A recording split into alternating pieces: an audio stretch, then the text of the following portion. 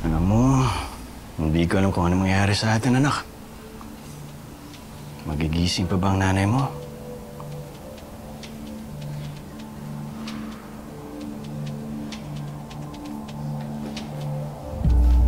Oh, Michelle.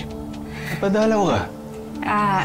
Tinitignan ko lang kung dumating na yung bagong crib na pinadala ko. Ito na nga, oh. Ang mamahalin nga eh. Mahal talaga yan. Galing pang US. Oh, wow. Tingnan mo, narinig mo yun? Salamat, ha. Laking ginawa to para sa anak ko. Siyempre. Oh, tulog ka muna, baby.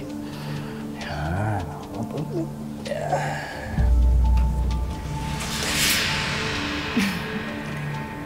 Namiss kita. Namiss ko yung mga halik mo. Teka lang, Rachel. Baka may makakita sa atin. Ikaw naman, para namang walang nangyari sa atin nung nakaraan, nung nalasing ka. Rachel, isa pagkakamali yun. Lasing ako nun. Malungkot ako nun. Pero mali lahat yan dahil mahal ko si Lourdes. Harry, be practical. Mayaman ako. Kaya ko kayang buhayin ng baby mo.